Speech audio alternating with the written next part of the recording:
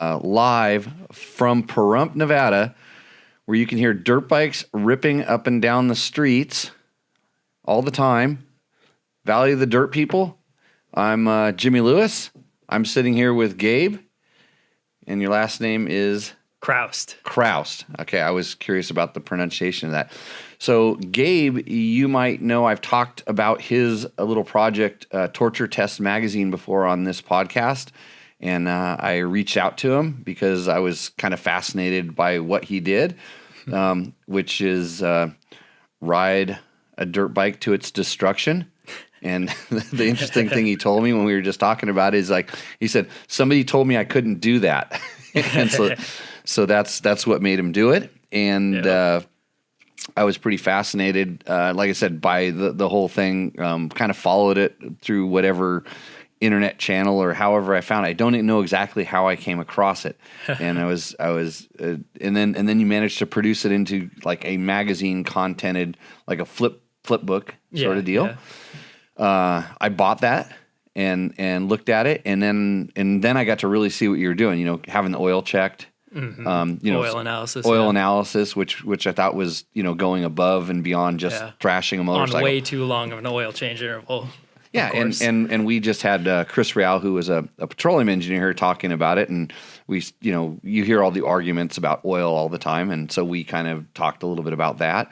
And we kind of came to the conclusion that's the first step is to have oil in your motorcycle, right? Yeah. And you've seen that you can run it way longer than prescribed. Mm-hmm. Yeah. So with some data and stuff, and I'm not super familiar with those tests. I should have brought it up with Chris, actually, because he's an expert at that. But to see if those tests are, showing us what we need to see on motorcycle side. I'd like to hear that too, because I don't know. I know from a diesel truck standpoint, those are the tests that they determine your engine health by. Okay. They really they can see particulates of certain things. And they go, okay, you're going to lose a head gasket, or you're going to do this, and you've got coolant going in the motor, et cetera, et cetera. There's bearing inside of your oil now. Mm-hmm. And I just had an oil analysis that proved what was happening on my 230.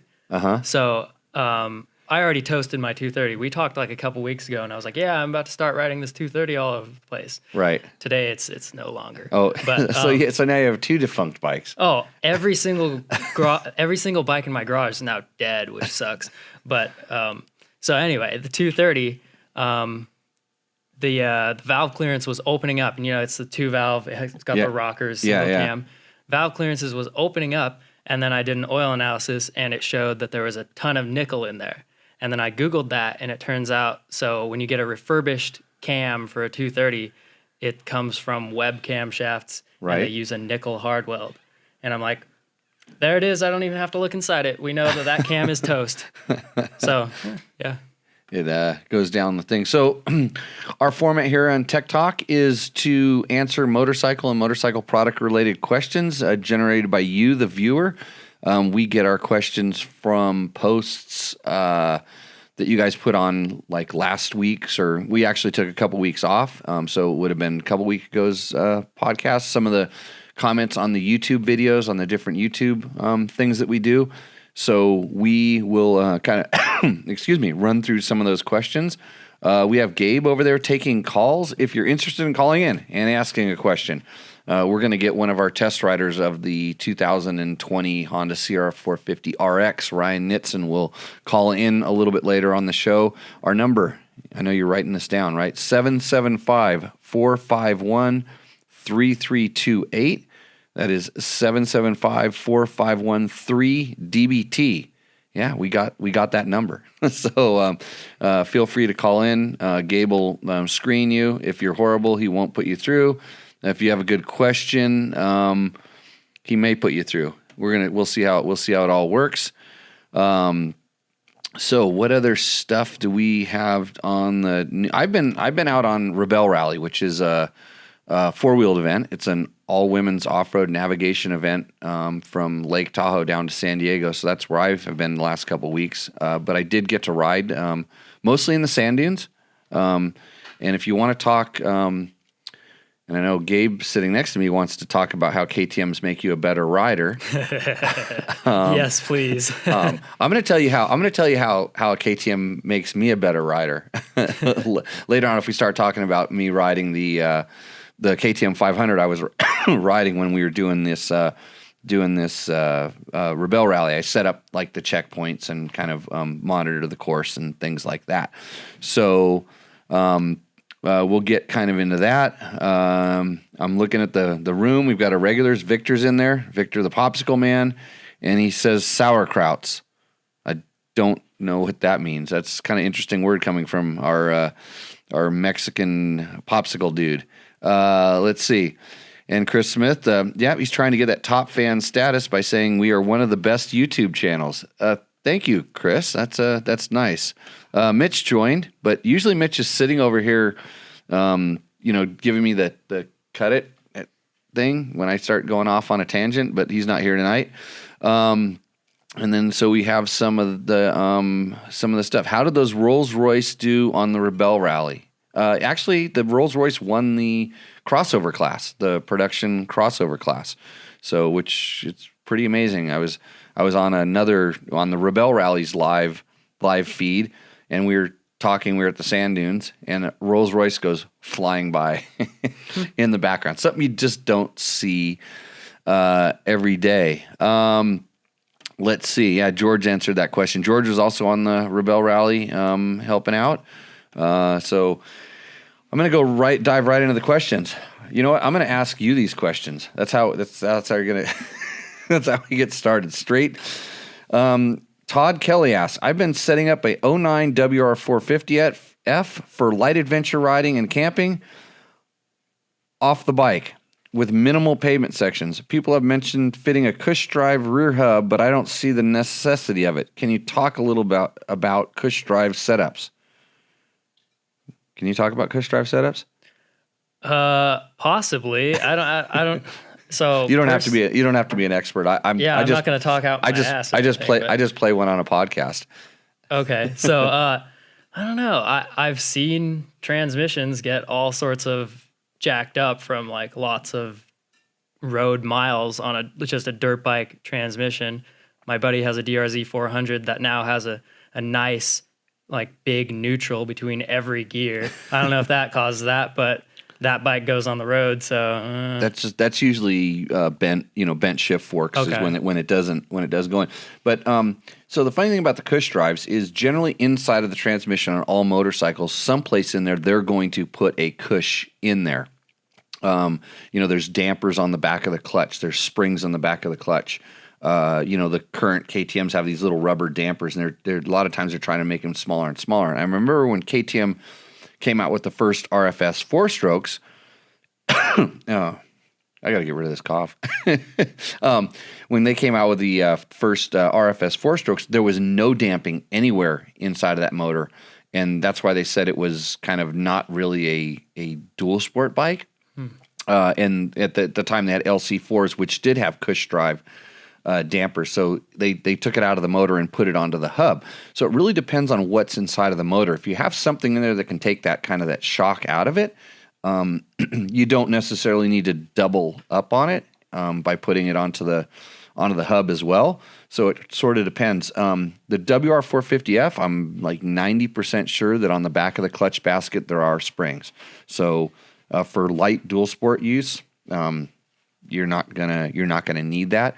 And what you start to see when they don't have that is like it actually galls the teeth on the gears. You actually kind of see where the two teeth kind of mesh together.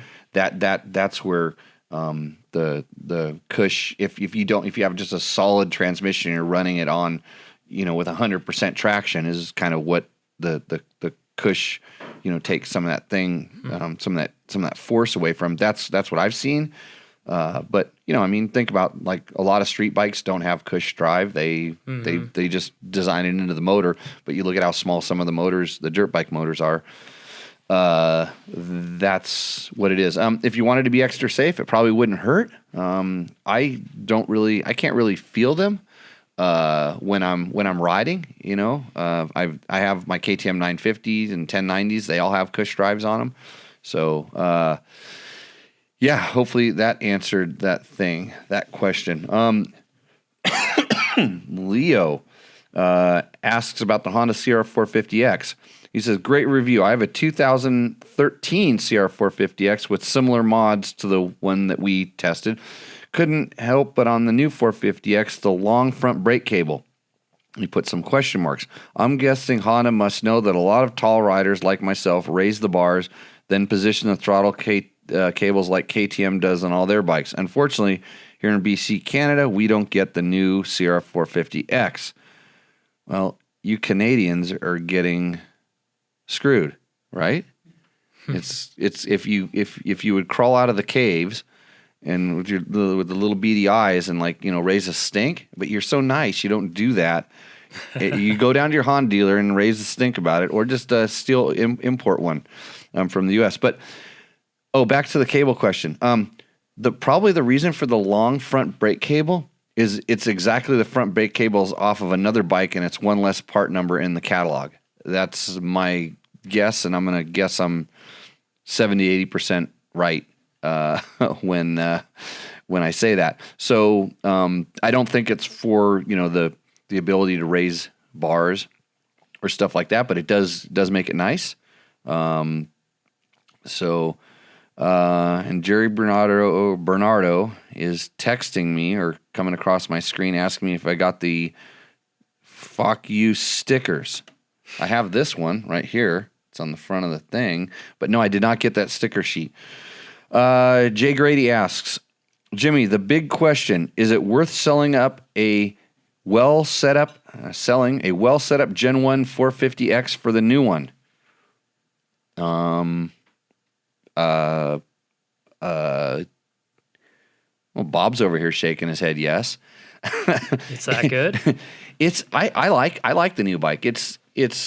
Well, considering the old bike was 8 years old or something. I mean, I actually 2004. It's more 2004 through 2017. Yeah. So how many? I try not to do math in this podcast, that much of it. So it's quite old. Yeah. It's probably, if you have a well set up one, going to the new one, it's like a different flavor. It's a slightly different character. I'm not going to say that it's not a better bike. I know some racers who really, really like their older bike quite a bit, but it's just a character thing. They have certain characteristics. The old bike feels heavier, more planted, more stable.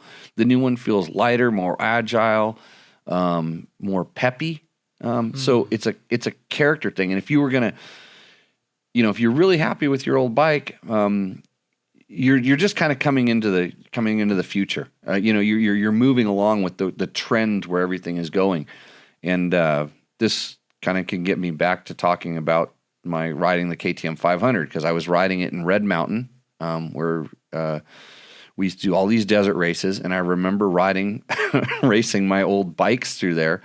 And I remember what I would have to slow down for, and the whoops have gotten bigger out there, and the bumps I was hitting were just as big as ever, and I was blown away by how good the new bikes are. In fact, I was riding my KTM 500 with a big giant tank on it and saddlebags on the side of it faster than I was riding my old KTM 250 1992 or 3 KTM 250.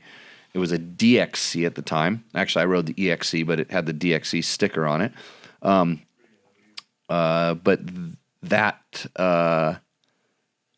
the fact that a non-race bike is now going way faster than a race bike, and the suspension is so good, and the throttle response is just incredible because of fuel injection and all this stuff. I'm wondering, why can I go through these bumps feeling so much better than I could back in the day? And that's kind of where it is. So when you ride the old one, you may not feel as comfortable on the new one, on the 450X in the beginning, but I think you'll start appreciating some of the stuff, especially the kind of the handling characteristics and just the way the bike feels, like I said, lighter and more agile.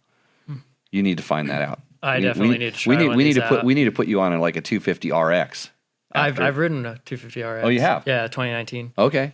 I like it, but I wound it out and topped it out too quick. So revs too fast. Taller gearing might help, but I don't know. It seemed like it still had like a motocross transmission to me. And is that true? And it does. RX has motocross transmission, if I'm not mistaken. All right. I rode it in Death Valley back to back with my 250X, and on the 250R I couldn't hit the same speeds on the straights because it was just completely topped out. Yep. Makes sense. I mean, if you just let it rev and let it keep revving and revving, you'd be amazed at how fast it goes. But so that one, I'd have to go look back and look at our comparison. But I know the KTM just smoked them all on top speed. It just did. But they run through the power band. And then so tell us about your last bike that you just you finished off. Okay, so the CRF450RX. It's a 2006 that I built to like the most modern 250X spec, and raced it for the entire Glen Helen Triple Crown Endurance Series. So Ironman to the 6-hour, Ironman the 10-hour, did some racing in between the two, and then we just got home from a team race of the 24-hour, and we toasted the bike. It's done. So where do we find your stuff? Where's the best place to go look for? Most of my content is YouTube. Yeah. So that's where you can find everything basically. So YouTube, just Torture Test Magazine, but I do also have torturetestmagazine.com. That's just where I host like this merch, and then like you can download the magazine, but the magazine is really just a byproduct of creating that YouTube content basically. It's like a collaboration of all the content in one place. Kinda. It's really just like, it's like the story of the destruction of the bike. And then while I'm destroying that bike, I'm creating a bunch of YouTube videos that are like entertainment. So, yeah. No, entertainment and informative. I mean, there's some information hidden in there. When I got that's what I was gonna say. When I got that whole magazine thing, and like I started, there were definitely thought there was a lot more in it. In the one about the KDX, and then learning about the oil and all the stuff like that. You know, you were saying, well, I'm gonna leave it in here way longer than I should. I shouldn't do this, and that's the whole the whole thing. And in my world, because I work with the manufacturers sometimes when whether we're testing bikes or doing development stuff, and a lot of the questions we get here are like, oh, the Honda CRF450 L, you have to replace the piston in 12 hours. I mean, we're both laughing because it's like ridiculous. I mean, I always say that's written by lawyers just to kind of cover, because they're taking essentially a competition motor and then saying, okay, you can go do what you want to do on it, but we're going to tell you that it was designed for competition, and if it's competition, it needs to be replaced, a lot sooner, at high levels. And I mean, even on a 450 motocross bike, I think the piston is somewhere 15 to 20 hours, I think is what it is in the manual. And I have no problem telling, a top pro that's using one as a practice bike, 50 hours. You don't even have to think about it for 50 hours. They're gonna wear other stuff out just because of how hard they're riding it. And but if you're really hard on the clutch, that's going to be detrimental to everything else. So that could become a problem. And there's certain things. There's reasons why they replace the race motors. They're literally in for one race and out. Kind of a thing. But that for a regular guy, it's not super practical. And then you kind of you went to the level. It's like, I'm just going to see where this stuff really can go. Yeah. What if you just almost do no maintenance? What happens then? That's my curiosity right there. And then I put it to the test. Yeah. I just couldn't. I just can't do that to the bike. Because I can hear things when they start breaking. Yeah. You can. And it's like, you just know, it's like, okay, it's time to fix it. It's time to let that happen. And I've had so few, we'll call catastrophic mechanical failures, or motors that just quit running. Unless it was some sort of strange electrical problem or something where it just stopped. But I've not snapped valves off inside of a motor since my 1984 XR 200. That's the RFVC motor, if you will, and then some of my mini bikes. So we got a call, huh, Gabe? Yeah, I will. He wants to talk about suspension. Greg or Craig? Hold on a sec. Oh, wait. Let me bring him in here a second here. Okay. It's Craig Hunter, right? You got it. Yep. Okay, I'm going to try to boost the level up here. So Craig Hunter, is this the second time he's called? No. First time. Yeah, it's Trevor Hunter's dad. Yeah. Trevor probably made him call. See, somehow they're doing some investigation on how to do a podcast for District 37. And Trevor's asking me like what kind of equipment we're using. I'm the wrong guy to ask. I'm a complete novice at this. But Craig, how can we help you today? What question can your son not answer for you? Well, he can't answer it because he's part of the issue. Oh, he's part of the issue. Well, he's not the issue. This is the question. Okay. So all the KTMs, they all come with an air fork, right? And they all come with the stock. What is the white power shock on the thing? Yep. On the XCs, yes. Yeah. Okay. And for the average person, they seem to work great. I mean, I have a 2019 KTM 350 XCF, and I think the suspension is phenomenal, and it works great for me. I got zero issues. However, you start looking around at the races, all the factory riders, none of them run the stock suspension. They're all running cone valve forks, and they're all running that track rear shock. Mm-hmm. Okay. And, I've talked to some people and you hear mixed feelings, either way. I've heard pros and cons. I've heard they disconnect that thing on the track. And I've heard the new air forks, they got them working better than the older cone valve forks. But if that's the case, where are the factory teams not running the stock stuff? And so the reason, there's that question. Yeah, so answer that question first. Because it's something they can sell. And that's what they want the factory bikes to be factory bikes, and you know how psychotic most factory racers are, right? It's all in their head. So if you don't put factory suspension on their factory bike, they're going to feel unfactory. So that's problem number one. And they're the factory stuff, and I've ridden all that stuff, and unless you're really pushing that stuff to 10/10ths, and you as a rider can tell the technician what you want it to do, different, better, worse, because some of that stuff, what they're playing with is like the chassis rigidity. It's not just the suspension going up and down action. Sometimes they're able to achieve better bottoming resistance or a different leverage ratio, and there's so much that goes into it that until a rider could, this is the way I would if I were, wanted a rider to have the best suspension, I'd say, what do you want the suspension to do better? And it doesn't just mean put factory suspension on. I know some racers that tape diamond dust underneath their forks, underneath their stickers and their forks, because it makes them better. And I'm not kidding. Because it's special. It's something special. But it's blessed by a doctor and all this other stuff. So, okay, question number 2. Well, and the reason why I asked that question is, Trevor has been struggling with the suspension, all year, and trying to get it to that next level. He never seems to have gotten that really, really comfortable on that KTM so far, versus as he was on that Yamaha. Right. And so we're like, okay, we've been working on the suspension for a year, and So what does he want it to do? What's his KTM not doing? And I mean, comfort, like not being comfortable, is like you can't just go to a suspension tuner and say, hey, I want to feel more comfortable on my bike. Does that mean stiffer, softer? That would be, I guess that would be, I can't answer that. That would be a question for Trevor. At that point, I'm out of the loop. Yeah, well, he's not going to talk to you. You're his dad. He doesn't even call me. Yeah. I would tell him he needs to learn how to ride faster, just period. He just needs to make it happen. Yeah. So when we start coming at, suspension is very personal.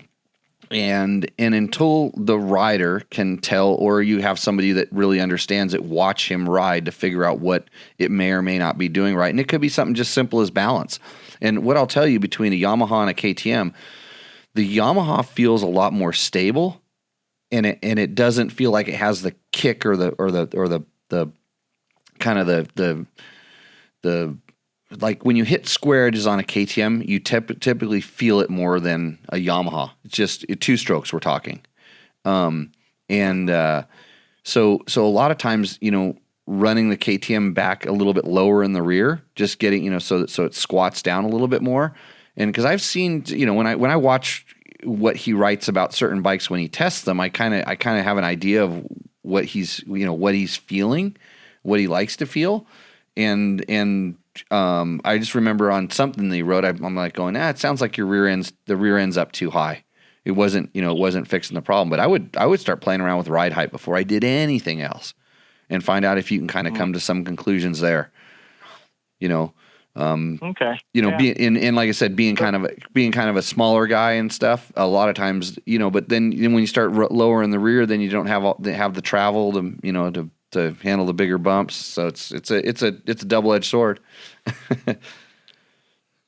So at the end of the day, all the cone valve forks, the traction shock, all that's the smoke and mirrors at the end of the day. No, it's not smoke and mirrors until you need something that stuff offers, and until you ask a question that's out of the realm of the stock components to provide. And I don't think that he is there. I don't think that you couldn't get that stock stuff to work that well. There's certain things that a track shocks does that's different. There's certain things that a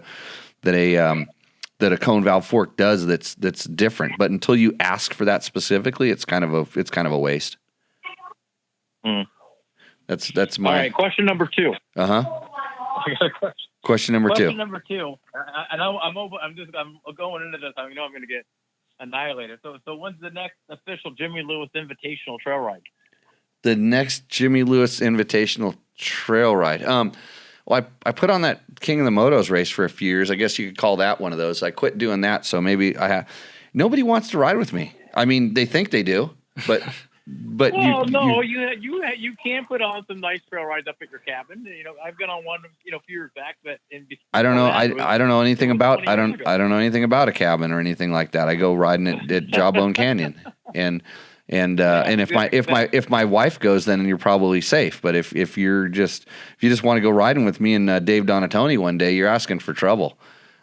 that's not going to be any fun, I don't think. So yeah, no invitational trail rides. I'm retired from that game, I think. So yeah. All right. Okay, Craig, good talking to you. Tell your kid to turn in more stories. I got to get that Ryan Nitzen kid on the phone. He's got to tell us about the new Honda, because he's on the same pace as your son, writing real stories real slow. There you go. Okay. All right, man. Thanks for the info. Okay, see ya. What level of rider were we talking about for that rider? Trevor is an expert. I believe he was on the team that won the 250 class at the 24-hour. Oh, nice. I'm not 100% sure. There's a video up on Dirt Bike Test. I should probably watch it. No, maybe that's from Ridgecrest. Yeah, the video's from Ridgecrest Grand Prix, but he's a top 250 expert. Nice.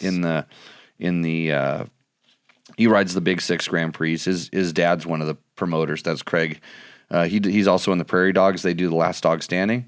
So Craig is the mad mind behind the Last Dog Standing. So, and the 24 hours.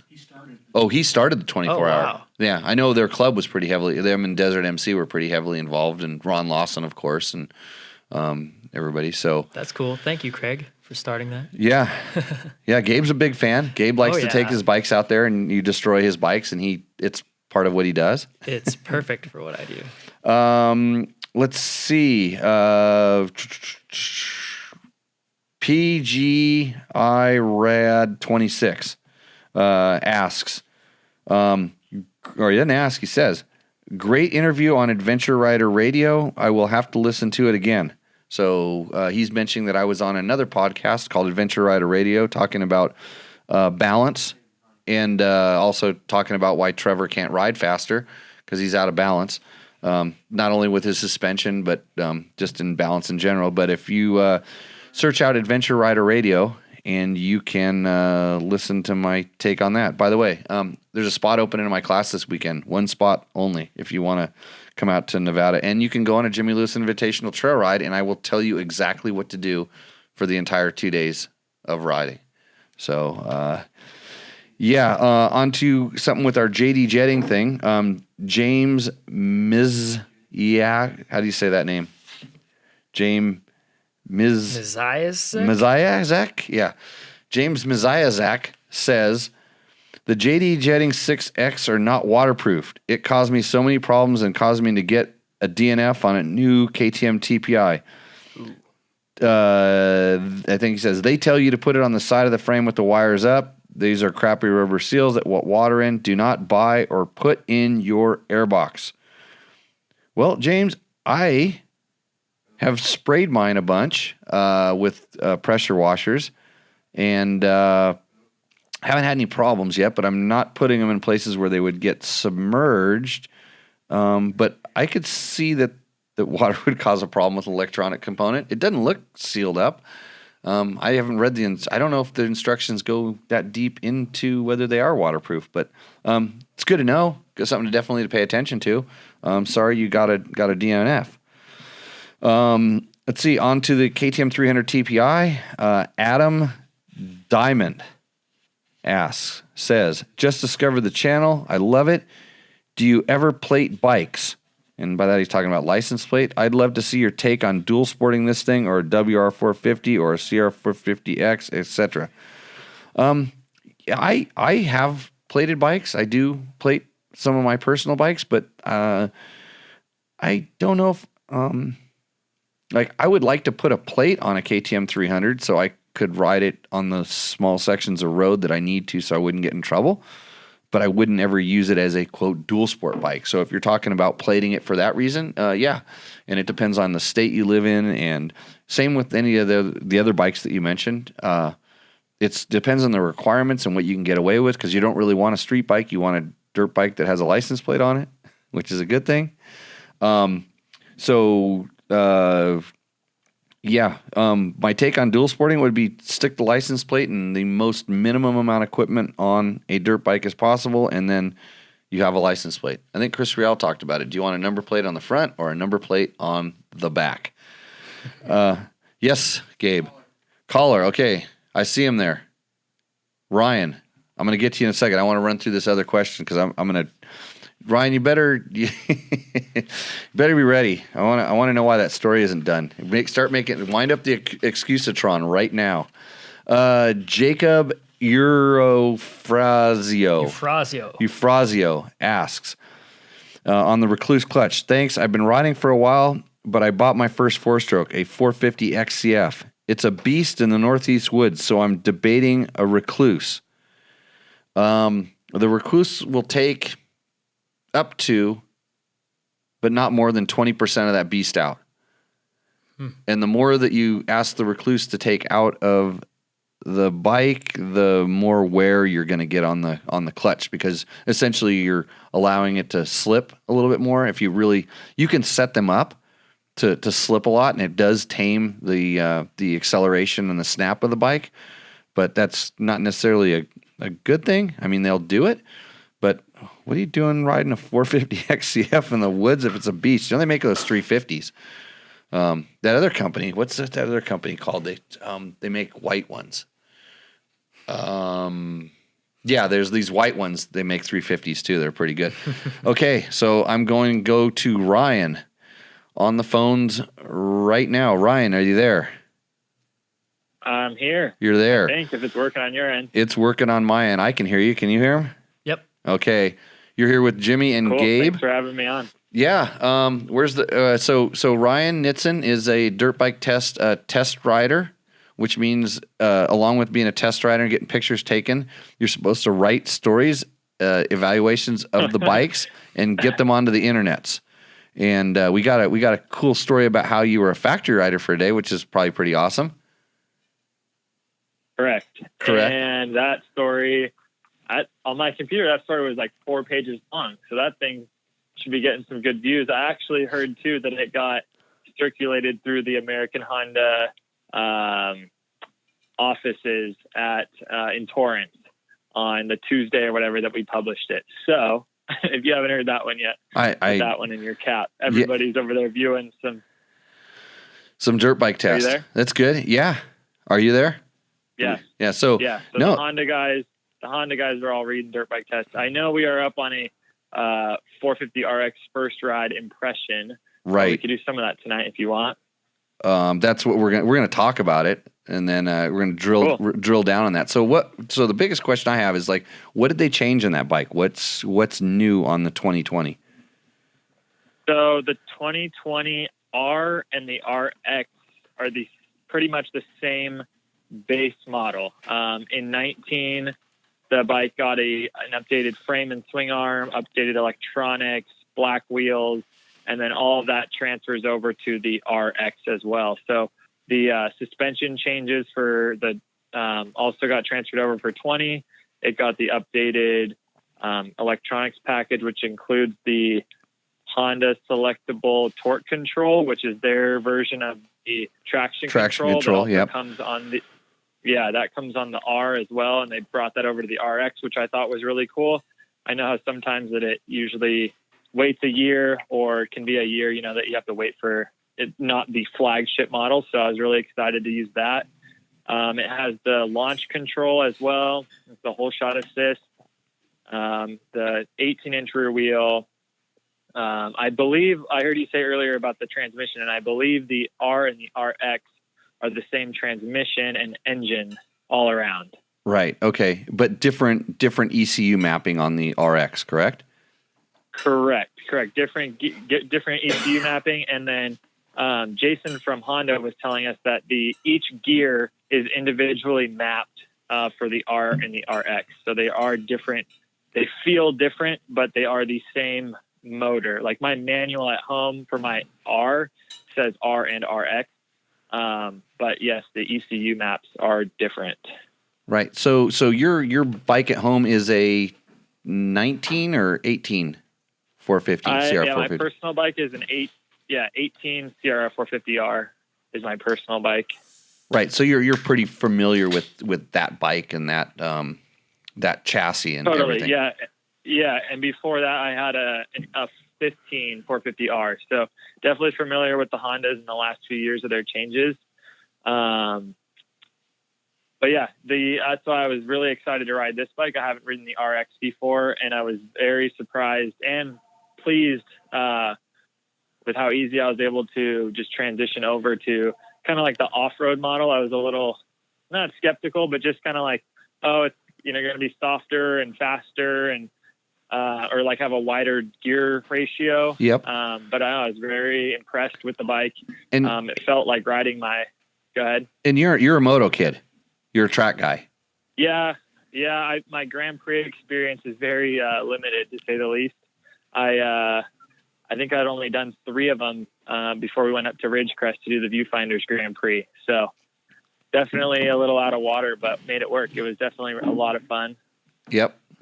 A little lack of water or too much water? Or?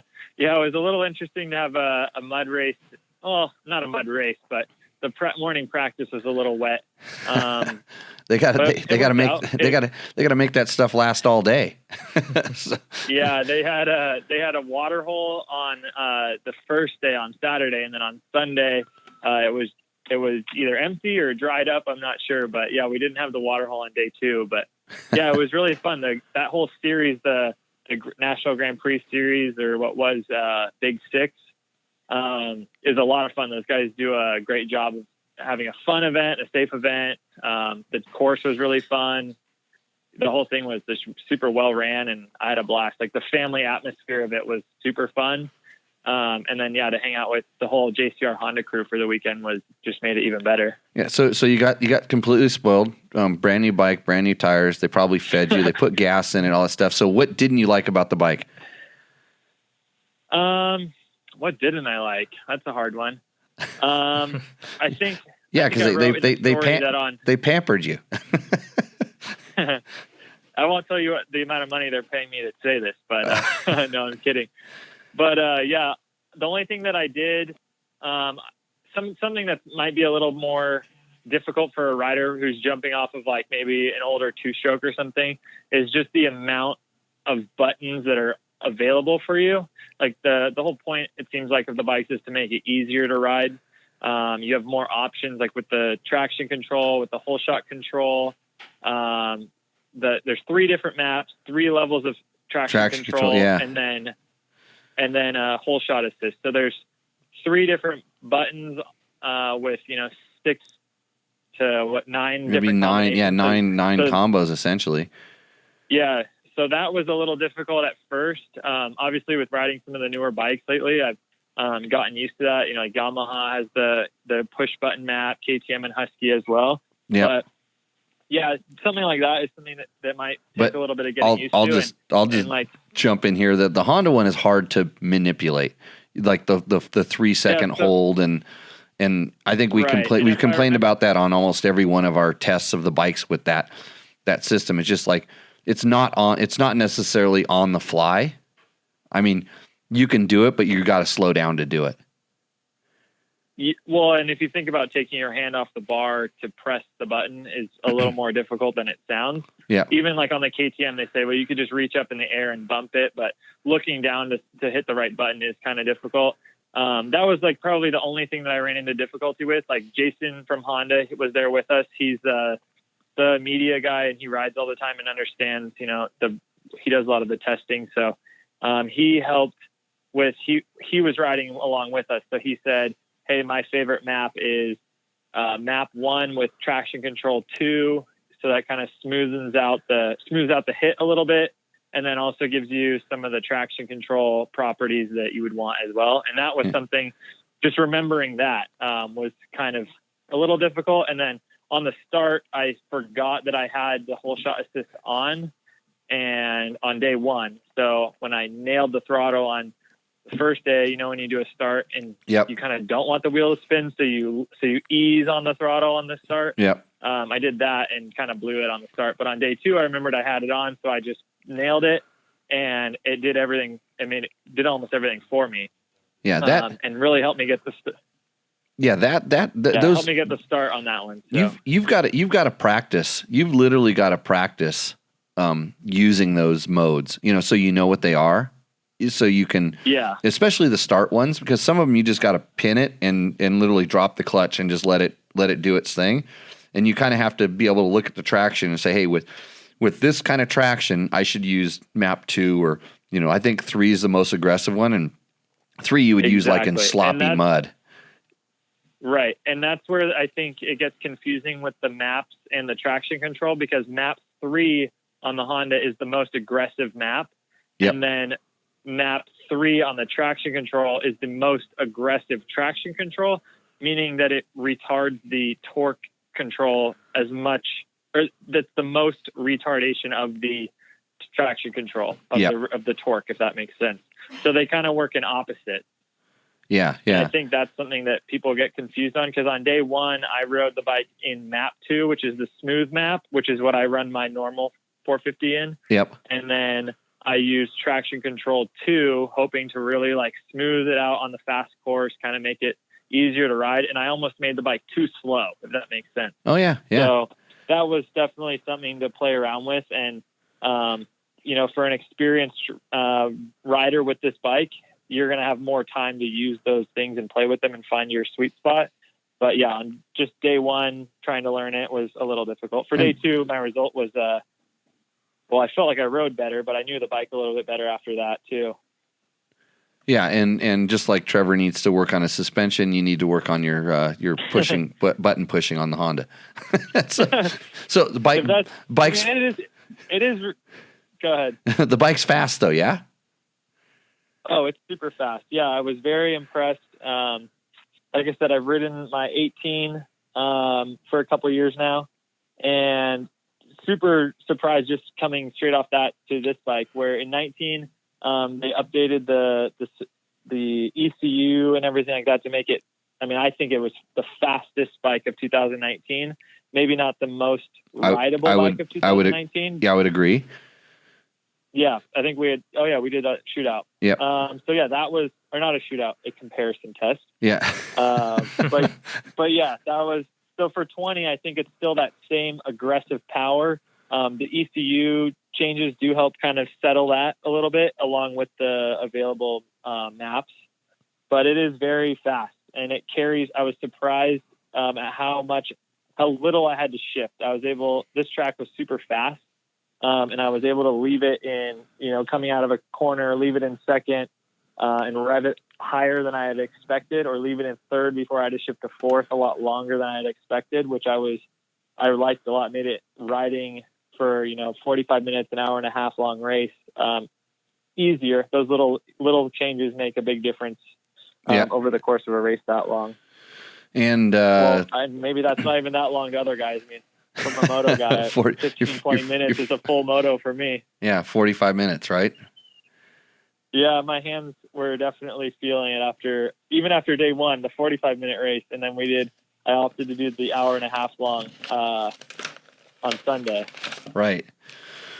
Well, cool. So you can go on to dirtbiketest.com, read, it's the banner story. It's up there right now. You can read about Ryan's riding as a factory rider experience, which is, you start out as an intern here, and then next thing you know, we make you a factory rider. It's what you do. You just, you have to pay the price of putting fingers to keys and making a story out of it. So that's coming next. I'm sure I'll see it soon, I hope. We're on it. We're on. Good. So cool. Well, hey, Ryan, thanks for calling in and telling us about that. And I'm sure everybody's looking forward to that story. Now we need to get you on the X, so you have the full CRF spectrum, or maybe we'd love to ride the regular X, and then the 250RX is supposed to have some cool changes as well.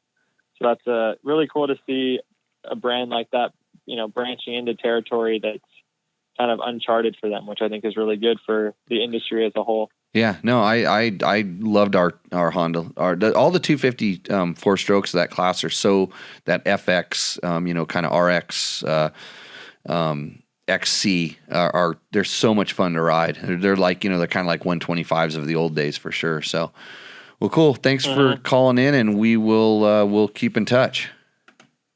Cool. Thanks, Jimmy. Talk to you soon. Okay. See ya.